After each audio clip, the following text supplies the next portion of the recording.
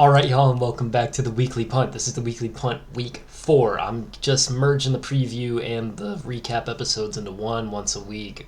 Fuck it. Here we go. Week 3 was eventful. Eagles moved to 3-0, Dolphins 3-0, 49ers. Those are all the teams that are still undefeated. It's going to be cool. Cowboys lost. That was embarrassing against the Cardinals. My Bengals finally won. Pretty impressive. It wasn't really. It was an ugly-ish win. Definitely getting better, though. The Dolphins beat the fuck out of the Broncos. Fuck the Broncos. The Broncos are the worst team in the league. They've given up 122 points. That's more than, any other team by a lot. Vikings are still winless. Bears are still winless, as well as the Panthers and the Broncos. Yeah, pretty eventful week. Let's move on to news around the league. Packers left tackle David Bakhtiari. That man is a dog. Has a knee injury. He's on the injured reserve. You don't really know when he's going to come back. If you watched Thursday Night Football last night, I am recording this a day late, it really affected that Packers team. That offensive line is nothing without Bakhtiari. The Lions were just getting to Jordan Love all night. The pass rush was insane.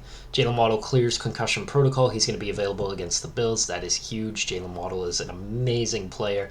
Not like that Dolphins team needed the help anyways, because they're the best team in the league even without him.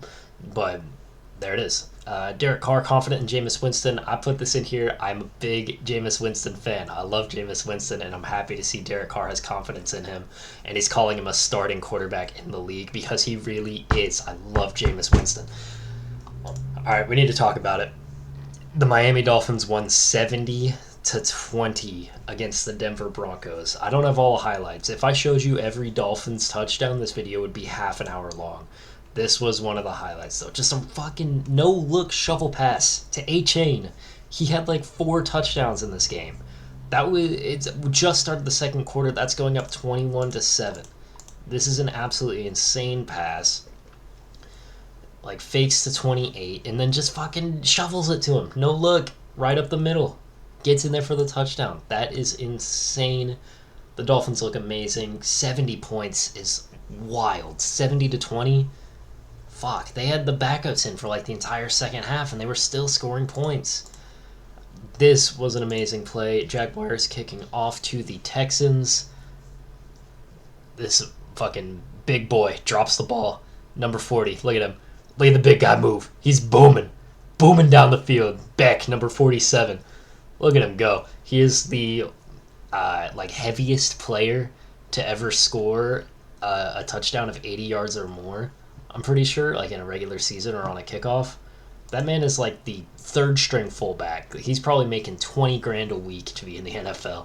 Some crazy low amount of money, and he's just booming down the field.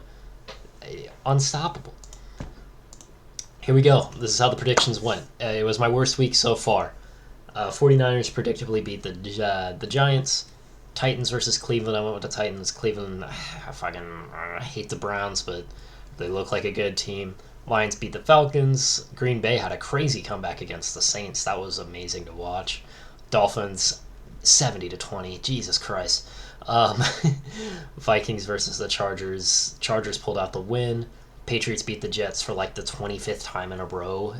Since 2012, the Jets haven't won. Houston beat the Jaguars in a crazy upset. The Colts beat the Ravens in a crazy upset. I'm not mad about any of these picks.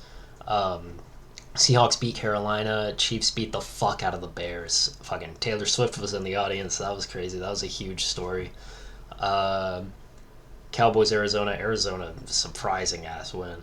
Steelers, Vegas. I picked the Raiders. Steelers won. That was the worst Sunday Night Football game I've ever watched. If I have to watch the Steelers on prime time one more time this season, I'm going to lose my fucking mind. Then we have the Eagles in Tampa Bay. Eagles won. My Bengals finally won against the Rams. We got the revenge for the Super Bowl game. It wasn't an amazing win. We weren't clicking on all cylinders, weren't firing. Joe Burrow obviously still limited mobility-wise from that calf injury, but we played well. I'm very happy to see that. Cool. Week 4 predictions. After those Week 3 predictions, my current record is 30-18. Not where I'd like to be starting off, but I promise I'm not cheating with this one. I did pick the Lions last night. I swear, you just take my word for it. I promise I'm not cheating. Starting off with a win there. Atlanta versus Jacksonville. I'm going with the Falcons to pull off the upset. Jacksonville, they're a good team, and they should definitely be playing better than they are right now. But the Falcons are a bad team that shouldn't be playing as well as they are right now.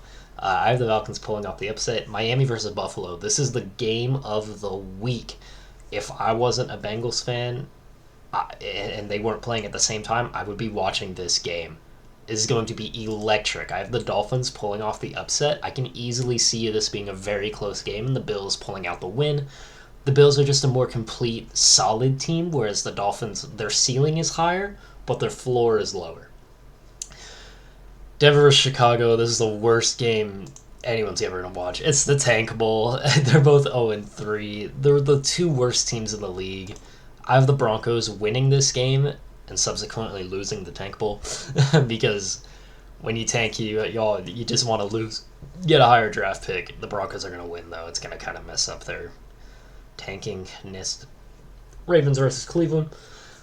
Pardon me. I have the Ravens coming out on top against the Browns. Fuck the Browns. I hate the Browns. Yeah, enough said. Cincinnati versus Tennessee. Shout out to my boy Javi. He's a Titans fan.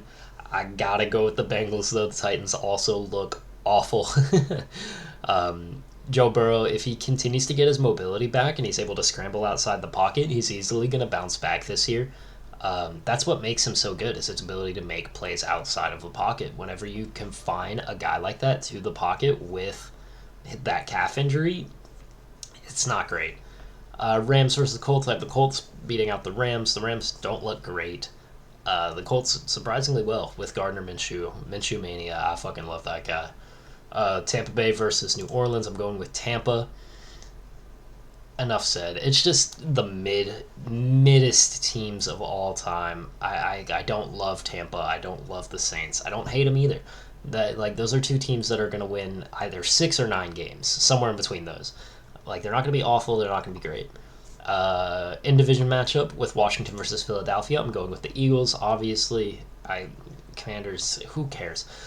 Nobody cares about that game unless you're an Eagles or Washington fan. Minnesota, Carolina got the Vikings getting their first win of the year against, I believe it'll be Andy Dalton still, instead of Bryce Young because he has that injury. Steelers versus Houston, I got the Texans. I swear to God, if I have to watch that Steelers game, I hate watching the Steelers, dude. They're just such an awful team. They're not fun to watch. I don't understand how any Steelers fan could watch. It makes me mad watching them play. Raiders versus the Chargers. I got the Chargers getting their second win of the season, getting that season back on track. Brandon Staley's not a great head coach, but that's such a good team out there in LA.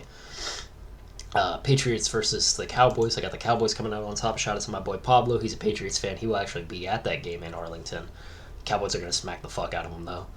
Cardinals versus the 49ers. It's the 49ers.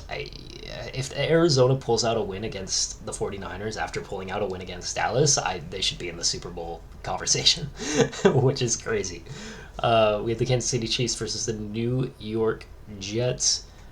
The Kansas City, the talk of the NFL, Taylor Swift, Travis Kelce, that whole thing's going on. I think she's going to be at this game, too. Give me the Chiefs. Travis Kelce's going to score a touchdown.